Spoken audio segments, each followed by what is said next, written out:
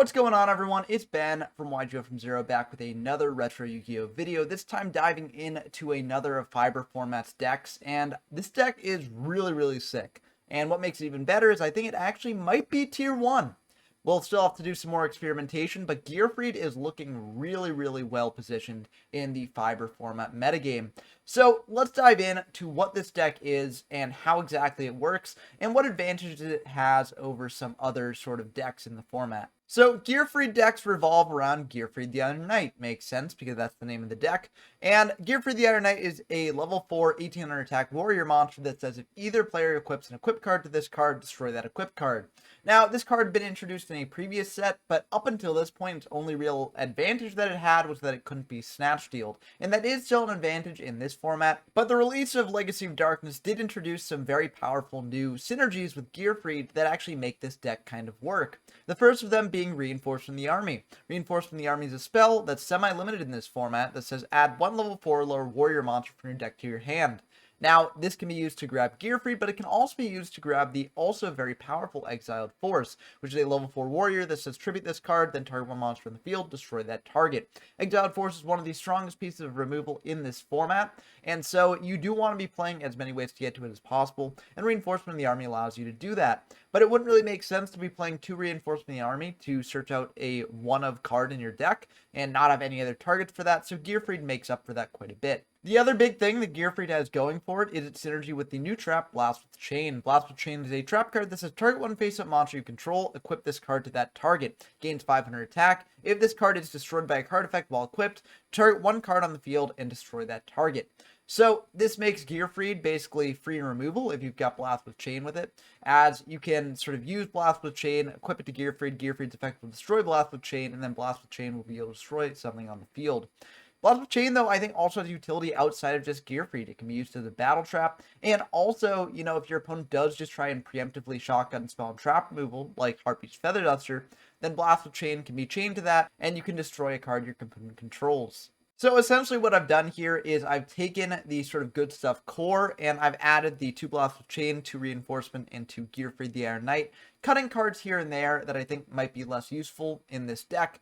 I took inspiration from other duelists who have been doing this sort of thing in the Yu-Gi-Oh from Zero Discord. If you want to play any other games in this format or any of the other formats that I've covered on the channel, then that's the best place to do so. Link is in the description down below. And it's also where you'll be able to play in the upcoming Fiber format, which I should be announcing very soon, or actually probably will have been announced already by the time this video comes out. Since I've covered the good stuff deck in a previous video, I'm not going to go like too in depth about a lot of these card choices. A lot of them are pretty straightforward. I think there are potential things that you could change about this deck. For instance, I played some games with Yata, and I do feel like maybe the card isn't worth including this deck. I initially thought it would be good here because, you know, Gearfried plus Blast with Chain is such easy removal that if you are able to clear your opponent's board, then bringing out a Yata can be pretty easy. But I think in the future it may be worth just cutting this down, given that it doesn't pair well with Blast with Chain on its own, and it does kind of suffer in a vacuum on its own. But I mean, I don't know. I think this is definitely an inclusion that you could keep in the deck, and it will take more experimentation going forward before I determine my exact thoughts on it. Some other like specific things that I'm thinking about with this deck composition and just good stuff piles in general are the inclusion of Heartbeat's Feather Duster. I'm actually not sure if this is worth including in the main deck, as your opponent's going to try and play around it most of the time anyways, and also, like, I don't really think it matches up against a lot of cards that are actually being set in the metagame. Like, the best things it can really pop are, like, Call of the Haunted and Mirror Force, but other than that, every other card that people are playing is either chainable, or it can actually come back to bite you in a major way. For instance, Blast with Chain, using Heartbeat's Feather Duster on that can be really bad. Call of the Haunted can be good to hit with Heartbeat's Feather Duster as well, but if your opponent has a Sangan or a Witch in Graveyard, they can still get value off that. So I'm not the biggest fan of Heartbeat's Feather Duster. I'm not sure whether I'll cut it in the future or keep it in. But I think this should be in at least your side deck.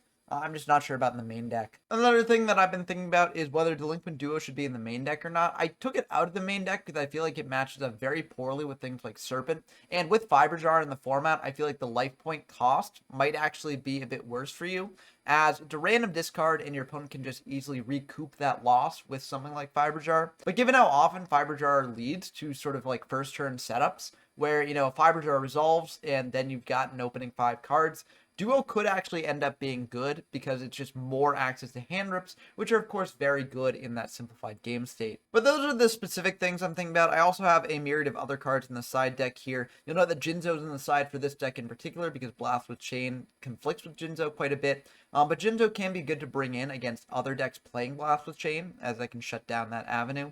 Cannon Soldier's also on the side here.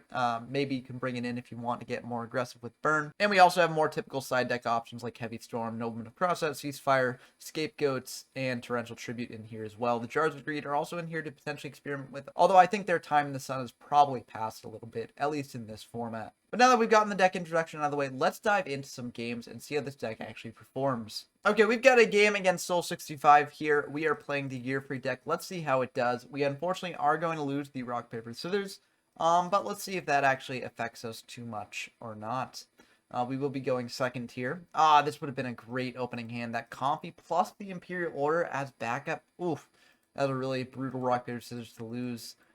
There's going to set 3 and pass this, so that seems pretty good for us. Unfortunately, our hand is a bit rough here. Yata is good for later, but we don't have any way to actually get aggressive here, so it's kind of rough. We're just going to fire a Comfy now. We could have potentially saved it for later in case they're set to Sangan, and we potentially, do stuff when we draw an actual monster, which we are playing a fair amount of in the deck, so we should be able to draw one pretty soon, hopefully. But we're just going to go for a Comfy here.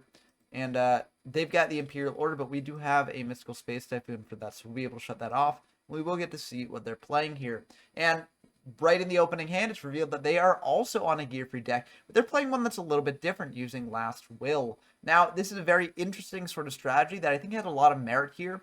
With reinforcements of the army being able to fetch out Exiled Force in so many different ways, Last Will is very easy to trigger, and if you are able to Exiled Force pop an opponent's monster, then Last Will out something like an Injection Fairy Lily, that can be a major swing in damage. So I do think that this is a potential combo worth looking into, and we'll see how it performs for Soul in these games. But as is, since we do have the Imperial Order, I do think it's probably better just to go for the Gearfried here, prevent them from getting too aggressive. And, Gearfried does resist Snatch Steal very well, so we don't necessarily want to let them have that. We've also got Imperial Order to shut off their spells. We're just going to set the Imperial Order, pass back to them. No need to set the Call of the Haunted, or, I guess we could have in case, they blind MST our back row, which would be pretty rough. But I feel like it's fine doing this, and they do not blind MST, so I feel pretty good about that. They're going to attack in for 1400 with the Tomato here, and then main 2, set 1, pass back to us. We draw Forceful Sentry, so we could fire that. Instead, we're just going to fire this Snatch Steal and try and go for a Yata lock situation here. There are a couple things that can really punish this, but if they've got something like Mirror Force, I think we're fine making that trade. And that is really the only thing that punishes it besides like an MST. But if they've got MST, then they probably would have fired it once we fired the Snatch Steal, so I feel pretty good about this. Unfortunately, they do have the thing that punishes this the most, which is called the Haunted. So they'll be able to bring back their Gearfried as a blocker here. We'll just hit our Tomato into their Gearfried, so that way they don't gain life points. They're going to do this anyways next turn, so I figured ultimately fine. It is kind of awkward because we are taking a fair amount of damage here, but not necessarily more damage than we would have taken otherwise. So we're going to set the Call of the Haunted and then pass back to them. They're going to switch the Witch to Defense, playing around Mirror Force. I don't necessarily think they needed to, given that Witch gets them a search off of Mirror Force, but I guess better than safe than sorry. We're going to bring out this Kaiku the Ghost Destroyer and attack into the Witch. The reason we do this is if they've got Blast with Chain, then attacking into Gearfried is a very easy choice for them. But if they don't have Blast with Chain, then this is maybe something that they might want to think about here. And we do just want to get that Witch off the field because we've got Forceful Sentry. So if they let this attack go through, then we can Sentry out whatever they search out with the Witch. And I feel pretty good about that. They're going to search out a Jinzo, which will just kill us here. So we do need to Forceful Sentry back the Jinzo. And let's actually see what they've got. So I think the major threat in this hand is indeed the Jinzo, as the Serpent can't really do much here. Reinforcement and Last Will are shut off by Imperial Order. So yeah, I think I want to take the Jinzo as, we've got 2 traps. So yeah, I think Jinzo's the way to go. And yeah, we're just going to send that back. We do know about the Serpent, reinforcing the army, and the Last Will. And yeah, I feel like we're in an okay position here. If they've got Blast with Chain to pop our Kaiku, we can always bring it back with Call of the Haunted. And then it's a bit of a tough choice for them to crash into that. But it is a bit iffy. We're going to go for this Imperial Order here. on the Rhoda. They do have Blast with Chain, but since Blast with Chain's destruction effect will resolve on a new chain after it's popped by Gearfried, we will be able to prevent the Rhoda from going through. And they're actually going to pop our Kaiku, which is fine by us. They're going to attack in with the Gearfried. We've got the Kaiku to bring back here. And I'm feeling pretty good about this. They're going to set 2 and pass back to us. So we know that one of those is the last will. We know the last card in hand is a Sinister Serpent. We're going to pay 700. And I think actually we could have potentially summoned out Yata Garasu, but I think the reason we don't is we are very afraid of a Blast with Chain here. So we want to just force out the Gearfried now. And, I mean, they got Mirror Force, so that was the right choice to do either way. We're going to set this Sangan here and pass back to them. I feel like we're in an okay position, even though it is a bit rough for us. They're going to attack into the Sangan here. And we got to think about what we're getting here. And it's a big think, but I think we do just go for the Fiber Jar now. We're very, very low on life points, but I do think that we just have to reset the board since we're so far behind.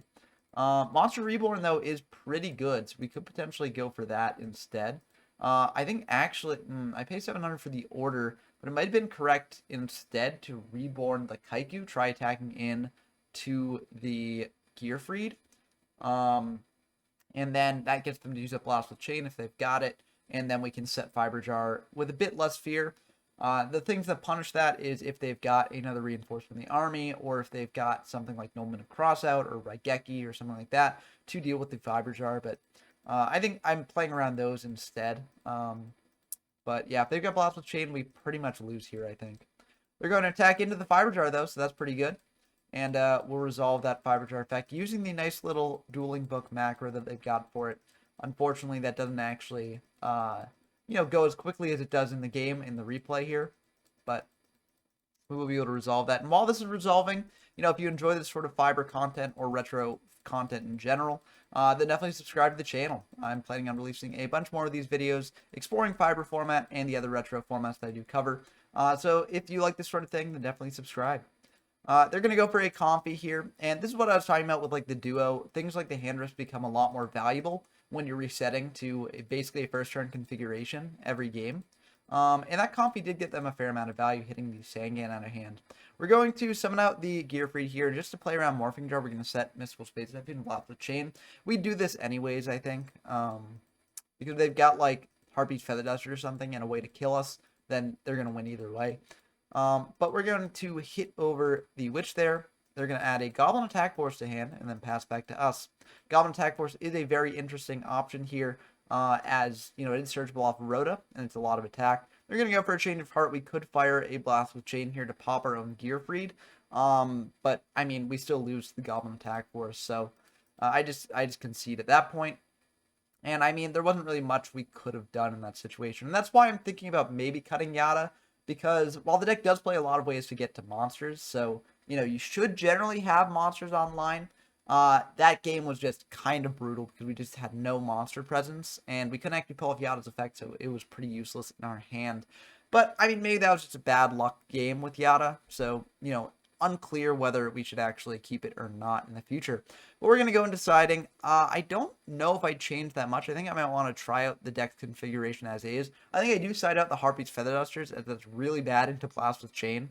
But I think other than that, I keep the deck largely the same. I might have sided out of the Yata as well. I might have also wanted to test it, though. I should really record what I side out for posterity for these videos. But this opener hand is looking pretty good. I mean, we don't have a hand rip or anything, but we can just set this tomato here and pass, and that's pretty good. We might have wanted to set a Nobleman or a Reborn into bluff, but I do feel like these are incredibly good cards. We don't want them potentially firing an MST on them right away.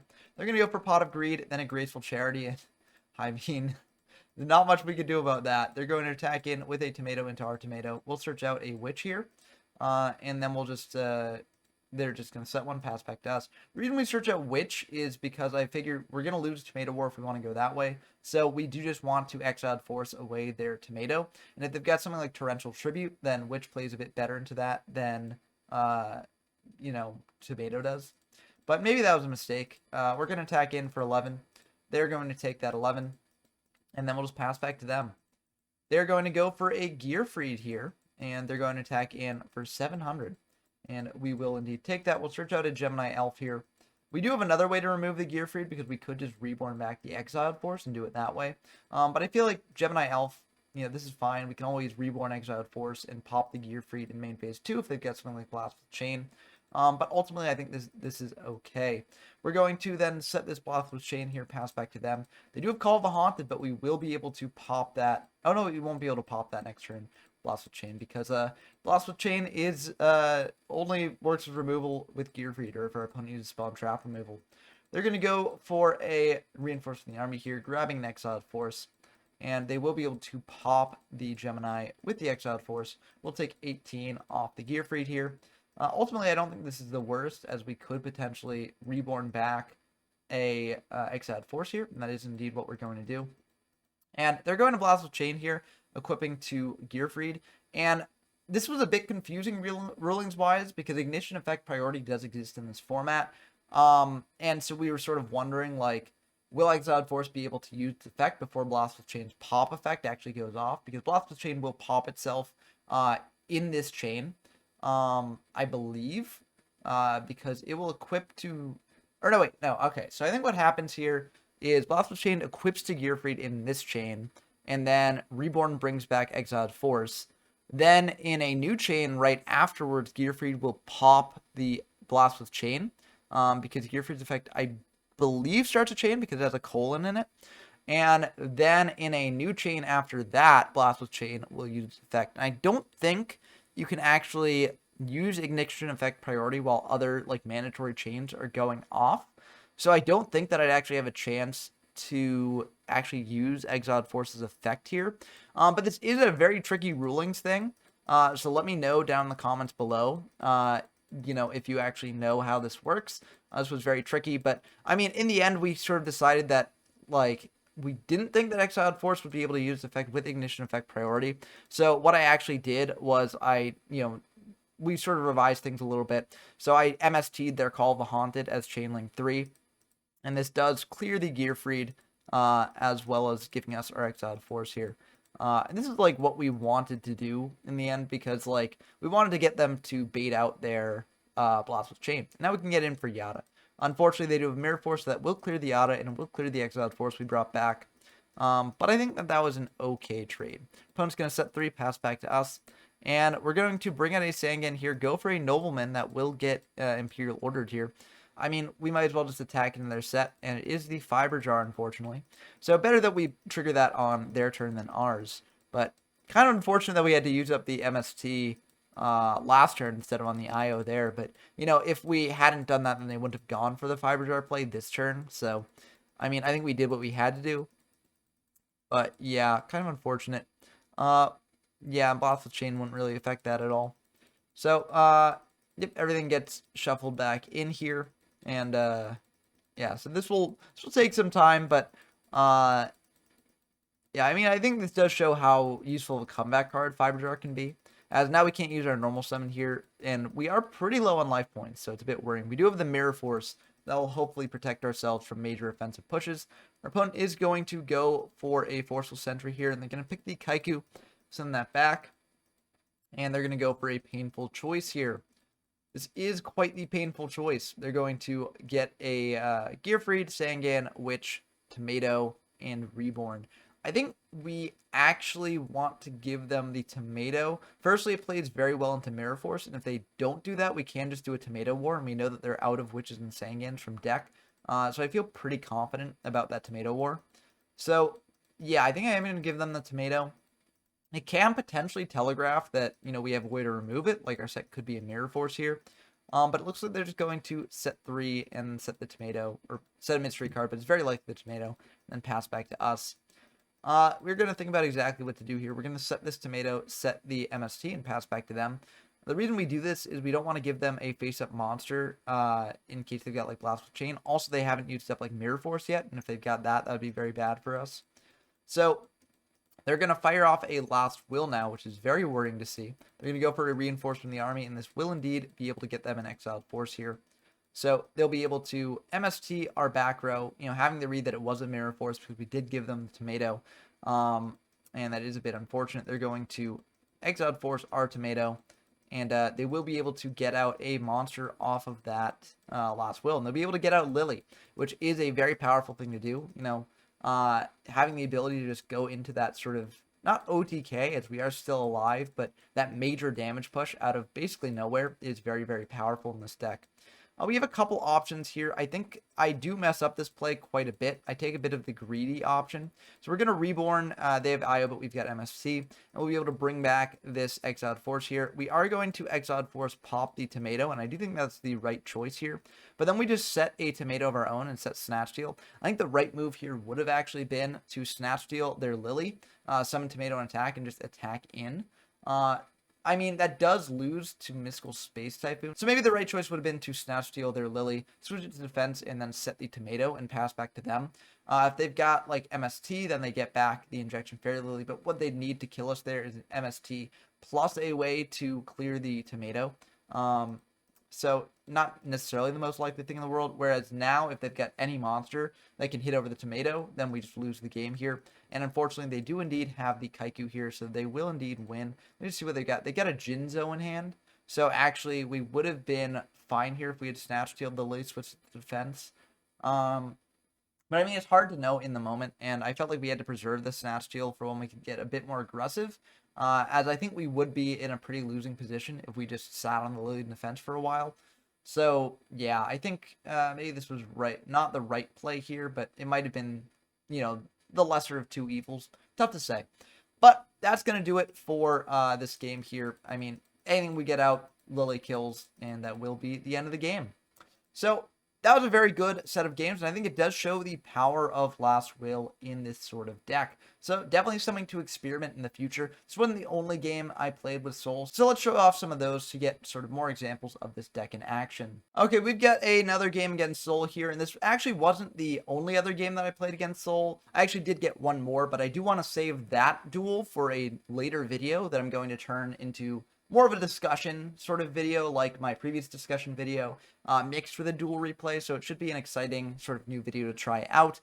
So look forward to that in the future. I'm very excited for that one. But I've decided to sort of like save that for later. This game, though, was also a very fun one. So this should also do pretty well at showing off what this deck can do. And wow, what a hand. We could go for the Reinforcement and the Painful choice before firing the Graceful, but I figure firing the Graceful now can give us more of an idea of what we actually want to get off the Painful choice and the Rhoda. So I'm just going to go for that. This is a bit of a tough discard, but I discard the Gemini Elf and the Reinforcement in the army. Given that, you know, I feel like I don't really need to search out a warrior at this point in the game. I feel like we've got a pretty good hand. Honestly, we might not even want to go for Painful, but I am going to go for Painful just to get the hand rips out of the deck.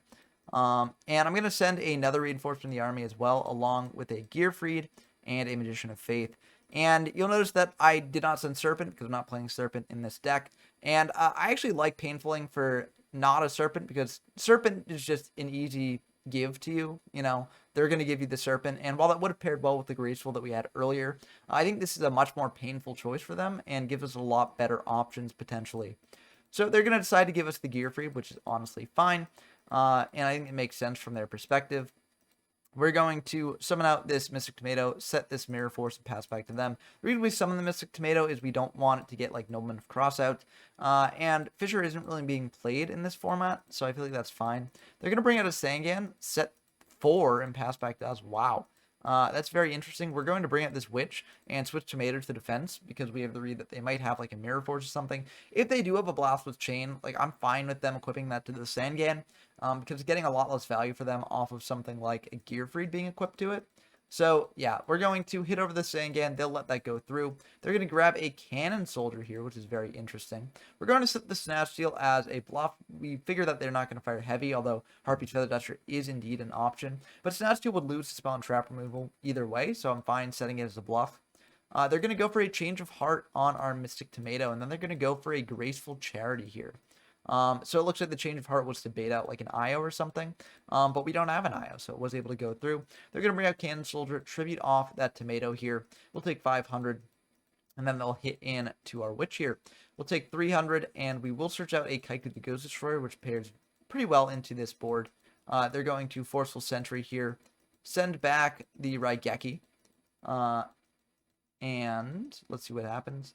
They're going to tribute off the Cannon Soldier, deals 5. We draw a Gearfried, which is pretty good. We're going to bring out a Kaiku, attack in for 1800. They've got Call of the Haunted to bring back a tomato here, which, is a bit unfortunate. They'll be able to get another monster with this, but I think it's still worth hitting in here. In damage step, they do have a Blast with Chain indeed, so we will lose the Kaiku, which is a bit unfortunate. But, we've got Mirror Force set up, so we can potentially, stop their aggressive pushes, which is ultimately fine. They're actually going to choose not to attack. They're just going to set a face down. We're going to fire Nobleman. They've got Imperial Order for that, unfortunately. And we got to think about exactly what to do here. We are going to think quite a bit, and we're actually going to summon this Gearfried and attack into their set just to see what it is. We checked their graveyard before, and they've used up a Sangan already, so really the only thing that super punishes this is Witch. If they've got Tomato, they can search out Witch, which would also be a bit punishing. But I do think this is better than just setting the Gearfried, and also this does threaten a Blast with Chain here. They're going to grab back the Graceful with the Magician, and they're going to think about in standby whether to keep the Imperial Order around or not. They're going to let it go so that way they can fire the Graceful, which I think makes a lot of sense. They're going to draw 3, and then they're going to decide what to pitch. They're going to pitch an MST and a Painful here. Then they're going to just try attacking into the Gearfried. We are going to Mirror Force that, as I feel like we get pretty good value off of this, clearing away their Tomato. And then they're just going to set 2 and pass back to us. We have Raigeki, so again, the only thing that really punishes this Raigeki is like Witch of the Black Forest. And so I'm just going to fire that because we can get really aggressive here. And we're very happy because we hit a Fiber Jar. So we can get aggressive while our opponent loses out on one of their big comeback potential cards. We attack in here. It is a bit risky into something like Mirror Force, which they've not used up yet. But given how many traps they have used up, I'm honestly fine sort of blowing these 2 Gearfrieds on a Mirror Force. We've got Injection Fairy Lily for a major push later as well, and Snatch Shield to back it up. So I feel like we're in a very good position. They're going to bring out a Gearfried of their own and just pass back to us. So we're going to actually bring out Injection Fairy Lily here and attack into their Gearfried with our Gearfried. Maybe this is a bit of a misordering. Maybe we should have brought out the Injection Fairy Lily later, because we have the read that they do have a Blast with Chain here, and Lily will be the card to pop with Blast with Chain. They are indeed going to go for that in the damage step, and they'll be able to pop our Lily, which makes a lot of sense. But the reason why I did this is because now we can get sort of aggressive here and go all out, and we do have the Call of the Haunted to bring back the Lily later. If they've got Harpy's Feather Duster, that's really unfortunate for us, but it looks like they do not, so they're just going to Dark Hole, pop our Gearfried here, and then I think we should be able to wrap up this game no matter what this set is, unless something like Cyberjar. But even then, I think we should probably be able to wrap up this game. We're going to Reborn this Kaiku here. It's just a set exiled force to stay alive, and we've got Call of the Haunted for the Lily here, so we'll be able to attack directly and deal 3,400. So that game felt really good, and it was also a very interesting game too. I think it shows how strong just a single Gearfried can be on its own, as 1800 is nothing to scoff at, and people have also started dropping things like Bazoo the Soul Eater. They probably still play a copy or 2 in their deck, but it's definitely something that people are cutting down on a bit. So I do think the Gearfried attack stat is not bad, and it can be very commanding if your opponent's unable to mount enough defensive pressure to actually deal with it. So our opponent is going to go first here, as we did win game 1, and they're going to go for a Pot of Greed here, drawing 2. They'll fire a Painful Choice, sending 5 good ones here. I think we have to give them the Serpent, as it's very likely they have Charity or something and discard that Serpent, which is why they're going for this. But like anything else here is honestly probably better for them. So yeah, I'll just give them the Serpent. If they do discard it off of Charity or something, we do have Kaiku potentially to deal with that. And unfortunately, they do indeed have the Graceful, so they'll be able to send the Serpent off that. And they'll also send off a Mystic Tomato, which is interesting. Could be a sign that they've got another Tomato in hand. Unclear. They are going to just summon Witch, set 1 pass. We're going to start with a Graceful of our own. Maybe we should have gone for a Comfy instead just to see what they've got. But yeah, this is looking pretty good for us. We're going to pitch the Reinforcement of the Army and the Gemini Elf here, because I feel like Kaiku is more valuable at this point in the game. Banish a card to their graveyard. And also we've got Exiled Force, so Rhoda isn't quite as good potentially now. And yeah, we're going to go for a Mystical Space Typhoon on their set in case it's something like Blast with Chain, and luckily for us, it is indeed Blast with Chain. So we're going to now bring out a Kaiku and attack in. I guess we didn't have to do that if it was Blast with Chain, but at least it deals with like Mirror Force or Trap Hole, because we want the Kaiku to go through so that way we can get rid of their Serpent. they're going to search out an exiled force here. We've got confiscation, so we'll be able to see what they've got and discard the best card here. And, oh, this is a bit of a tricky one. The choice might be will. They've got so many ways to trigger that, and that would be very annoying for us. We could also take the Goblin Attack Force, as that can actually clear our Kaiku. But we do have Mirror Force to deal with Goblin Attack Force, and they don't have any spell and trap removal in hand, so that might be fine. The choice here might actually be the Mirror Force, because we want to keep getting aggressive with the Kaiku. If they go for the Exiled Force into Last Will Play to get out Lily, we've got Mirror Force. If they go for Goblin Attack Force to hit over Kaiku, we've got Mirror Force. So we've got a lot of different options here to protect our Kaiku and protect against offensive pushes. But what we don't have is ways to push through Mirror Force. So I do actually think I want to take the Mirror Force here. And I mean, if they draw spell and trap removal, that's obviously pretty bad. But they'd have to, like, draw that. And it's not, like, the most likely thing in the world. So we'll set this Mirror Force pass back to them. And they're going to go for the Last Will here. And that is fine by us. They will summon out the Exiled Force, popping our Kaiku. And, well, they've got the Minstrel Space Typhoon. I mean, I guess I can't complain. They've got 3 of that in their deck. So it's, you know, not the least likely thing to happen. But it is kind of rough for us. They're going to go for 3,400 off the Lily here. And they're just going to pass back to us. We draw Blast with Chain, which is pretty nice. Now, one thing we could do, we're going to go for Exiled Force to pop the Injection Fairy Lily here. But one thing we could potentially do is just summon out Tomato and start crashing it into Lily. We take 2,000 the first time, but they drop down 2,000. That's really bad, though, because then we just lose the game on the crackback. But it is something that you can do if your opponent does have a Lily up, and you've got enough life points to actually defend against it. You can potentially just summon out Tomatoes and crash into it to get your opponent to use up their life points. But as is, I think we do have to go for the Exiled Force play. Our opponent's going to then summon out a Goblin Attack Force here and hit in for 23. We don't really have a way to stop that. Goblin Attack Force will switch to defense, though, at the end of the turn, which is very nice. And we are just going to think about this for a little bit. And we're going to bring out a painful choice here. Or not painful choice. We're going to bring out Mystic Tomato. We're going to save the painful choice. And the reason we're saving the painful choice here is because I feel like we're in a pretty decent spot. And I want to save painful choice for, like, next turn when we potentially have a tricky board to break on our opponent's part. So that way we can painful choice getting what we actually need to from the deck. So we're going to think about using it here, but we are indeed going to just save it for later. Opponent's going to set 1, pass back to us. Very likely the Tomato. And now I think we do painful choice here indeed. So we've got to think about exactly what to get here. Because there are potentially sets of 5 that can do it. They've got Imperial Order for that, but we've got the Mystical Space Typhoon, so that will clear that. We are going to think about this for quite a bit. With Blast with Chain on field, the Gearfrieds here will just be a, you know, sort of removal spell.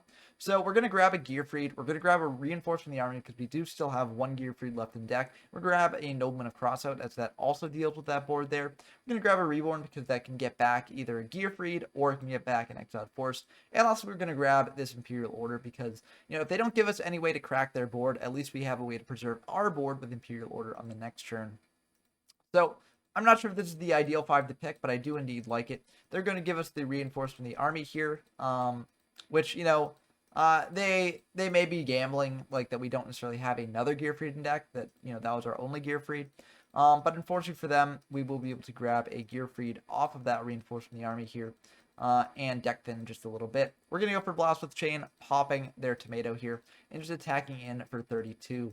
There are some ways that our opponent can actually win from this position, like Reborn off the top would indeed do it. But I feel pretty good about this board state. Opponent's going to bring out a Gearfried here, attack in for 400. We'll take that 400, drop down to 900. And we get to bring out a Tomato here. They're just going to set 1, pass back to us. We draw Snap Steel, which is not useful here. We're going to attack in to the Gearfried, and luckily that will crash. We're almost regretting our decision because, you know, we maybe should have brought out like a Witch in case they had Blast with Chain. Then we could get a search if they did that. Because our Gearfried would both get popped and our monster would get popped too. So, which was probably the smarter choice to get off of the Tomato here. And yeah, we hadn't used it up, so I think that probably would have been for the best. But we do know about the Cannon Soldier in hand, which is why we went for the Tomato instead. But luckily it paid off for us. It looks like they did not have a Blast with Chain set. We'll set the Snatch Steel as a bluff, pass back to them. And they're going to think about this for quite a bit. They're going to fire a Reinforce from the army here. And they'll be able to get a Gearfried of their own here, which is a bit unfortunate. They'll be able to Graceful Charity here. Drawing into something good. I mean, this should probably have a way to kill us here. We're only at 900. And yeah, Change of Heart will be a way to kill us here. So that will be the end of the game. Quite unfortunate. Maybe I should have sent like a Snatch Steal instead of an Imperial Order. But I don't think they would have given us any way to break their board if we had, sent the Snatch Steal. So yeah, I don't think there was really anything we could have done there. I think we played pretty well. But yeah, that's, sometimes it shakes out that way. That's Yu-Gi-Oh! And we're going to go into game 3, and I think we do just, keep deciding things the same from the second game. I think that we, side out Yata, side out Harpies, and yeah, so I think overall it's fine. We're going to fire reinforcement the army here to get Gearfried right away, because we're going to try and bluff that we have like Blast with Chain here and potentially throw them off. I don't think that this was actually the correct move because, we don't actually want them to get them to use their spell and trap removal preemptively on our set, and this is a perfect way to do that. So, yeah, I think I misplayed this, but I was trying to get a bit too clever for my own good. They're going to fire the MST here and hit the Mirror Force, which, makes sense. They've got a Zumbira the Dark to hit over this Gearfried here. They'll drop down by 200 with Zumbira. Set one, pass back to us. We draw Sangan here, which is pretty nice. We're actually just going to set Fiber Jar, as I feel like we're in a pretty rough spot. And if they want to actually attack us directly, they are going to have to commit another monster to board here. So I feel fine just going for the Fiber Jar play now. Even though it is very early in the game. They're going to go for a graceful discard Blast, and oh wow, they're discarding Raigeki as well. That is very worrying for us, as it means they probably have some other way to deal with the Fiber Jar here, or not. It looks like they're just going to attack in. I'm curious what their hand was. Okay, I guess they're probably prioritizing like the last will combo, but yeah, I think probably they should have just gone for Raigeki potentially. They probably thought that we had like a Sangan or a Witch, but I still think it might have been better to preserve the Raigeki for later. But either way, we're not complaining about that because they've committed a normal summon to field here, and we will be able to, start fresh. If they draw a hand rip, that will unfortunately be very unfortunate. But if they don't, we've got a hand rip of our own, so that's pretty nice. We can snipe one of their potentially good monsters. They're just going to set 2 and pass back to us, though, and I feel pretty decent about that. We're going to start with a painful choice, as if they do have Imperial, I feel like it's better for them to use it on this than the Confiscation. It looks like they do indeed have the Imperial. We're going to summon this Witch, attack in for 1100, and then main phase 2, we'll set this Mirror Force. I mean, they can't end phase Mystical Space Typhoon if they want to keep the Imperial Order up, so... and it looks like they're going to let that Imperial Order drop. They're going to go for a reinforcement of the army here, grabbing a Gearfried the Iron Knight. Which is a bit unfortunate for us. They do have the Mystical Space Typhoon for our Mirror Force, which is kind of rough. We'll take 700 off that Gearfried hit, and we'll search out a Gemini Elf, because that will clear the Gearfried here. Main 2, they're just going to set 1, pass back to us, and I think I am just going to go for the Gemini Elf hitting over Gearfried. Could be Blast with Chain, but if it is Blast with Chain, we've got Call of the Haunted next turn for follow-up. It's Mirror Force, though, so that's effectively Blast with Chain. We're going to fire this Confiscation now, see what they've got. They've got a Raigeki and a Goblin Attack Force here. So we're going to discard the Goblin Attack Force, and yeah, feel good about that. We'll set this Call of the Haunted here. They do have Raigeki, so they will be able to clear the Gemini Elf that we bring out to block their Gearfried attack here. So maybe we should save the Gemini Elf summon for that. But I feel fine doing this because we've got Reinforced in the army to get something else to hand next turn. We could always just crash the Gearfried into their Gearfried, so I feel this is ultimately fine. They're just going to set 1, pass back to us, and Reborn is even better. We're going to think about exactly what to do here. We could potentially just reborn a monster to hit over the Gearfried. But I think it's better just to go for the Exiled Force now. And that is indeed what we're going to do. We're going to pop their Gearfried here. We're going to reborn back this Witch, as this will get us more value if it's destroyed. And we're just going to attack in for 1100. We'll pass back to them. And they are going to fire a Call of the Haunted, bring back this Gearfried here. And they're just going to attack into the Witch. That's fine by us. We'll be able to get a search here, and we can search out another Gemini Elf, and that is indeed what we're going to do. So they're going to pass back to us, and we draw Imperial Order, which basically locks down this game, because no matter what they do from this position, I feel like we're probably going to win. So they'll lose their Gearfried and their Call. We'll set the Imperial Order, pass back to them. It looks like they're in a pretty tough spot here. They're going to bring out a Sangan in attack, and just pass back to us. I get why they did this. They're playing around Nobleman and Crossout, and it turns out that was the correct choice, as we did hard draw the Nobleman on the next turn. So I think that makes a lot of sense.